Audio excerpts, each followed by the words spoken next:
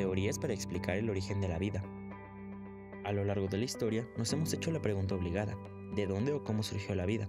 Hasta la fecha no existe una respuesta definitiva, y por ello, existen diversas teorías que tratan de explicar este origen. Recordaremos las siguientes teorías: teoría de la generación espontánea, teoría de la panspermia, teoría quimiosintética o fisicoquímica. La generación espontánea surgió también como la teoría de la abiogénesis. Entre los griegos se sostenía que los seres vivos podrían surgir del lodo, materia en putrefacción, del agua de mar, del rocío o de la basura. Sin embargo, los experimentos de Louis Pasteur fueron irrefutables, con lo que se vino abajo esta teoría que había durado casi 2500 años. Algunos científicos, a finales del siglo XIX y principios del XX, pensaron que la vida se transporta en el espacio exterior por medio de meteoritos con la forma de esporas, capaces de dar nacimiento a nuevos microorganismos. En 1924, Alexander Oparin postuló la teoría físico-química, donde la vida fue el fin de una larga evolución química que dio origen, a su vez, al proceso de transformación biológica. Esta teoría sostiene que la vida se formó debido a que en el planeta existía una atmósfera primitiva reductora, es decir, rica en hidrógeno pero pobre en oxígeno, con gases como metano, amoníaco, monóxido de carbono, nitrógeno, ácido sulfídrico y vapor de agua. Además, el ambiente se encontraba cargado de energía tanto eléctrica como térmica, provocada por la actividad volcánica. Existía una intensa radiación ultravioleta y radioactividad. Al enfriarse la Tierra, el vapor de agua se condensó y se precipitó. Estas aguas erosionaron el suelo y formaron los océanos. La mezcla por reacciones químicas de todas estas condiciones formaron moléculas complejas o compuestos prebióticos, como carbohidratos, lípidos, aminoácidos, entre otras.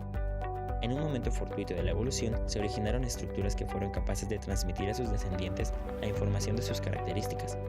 Se calcula que esta evolución química tardó de 1500 a 1700 millones de años.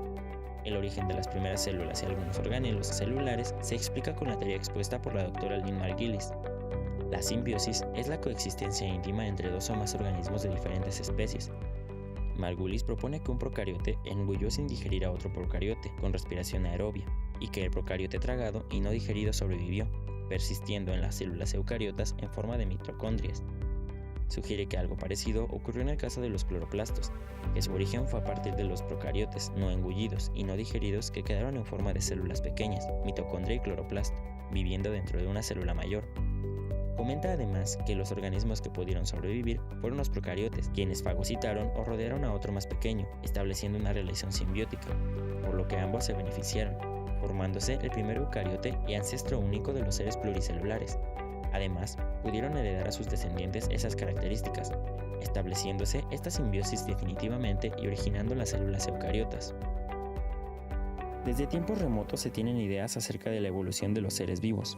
Para Anaximandro, los primeros seres aparecieron en el agua y se trasladaron paulatinamente a la tierra, donde perdieron las escamas y adoptaron una vida diferente. En la Edad Media, con el surgimiento del cristianismo se afianza la idea del fijismo, que menciona la inmutabilidad de las especies, es decir, que no han sufrido cambios desde que fueron creadas. En el siglo XVIII se da un avance notable en el conocimiento de las ciencias naturales, y uno de los primeros naturalistas en proponer que los organismos experimentan cambios fue Jean Lamarck. Lamarck creía que las partes que un organismo usa se desarrollan o crecen, mientras que las partes que no son estimuladas por el uso se atrofian, a lo cual llamó el uso y desuso de los órganos. Además, pensaba que los cambios ocurridos durante la vida del organismo eran transmitidos a la siguiente generación, y a esto lo nombró la herencia de los caracteres adquiridos. Lamarck creyó que las serpientes perdieron sus patas para poder moverse a través de la densa vegetación. Con ello, también explica el origen de los cuellos largos de las jirafas, los cuales sufrieron el efecto de fuertes esfuerzos para alcanzar el follaje de las copas altas de los árboles. Como resultado de estos esfuerzos, los descendientes tienen cuellos cada vez más largos, porque continúan alargándose. Esto propició que las jirafas tuvieran el cuello largo. El destacado naturalista que propuso mecanismos que explican cómo ocurre la diversidad de los organismos fue Charles Robert Darwin. En su libro El origen de las especies, Darwin formaliza el concepto de evolución y su teoría de la selección natural, la cual queda establecida como el principal proceso evolutivo.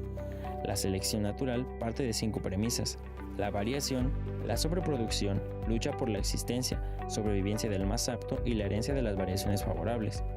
Así, Darwin propone que las jirafas ancestrales muestran una variación en el tamaño de su cuello.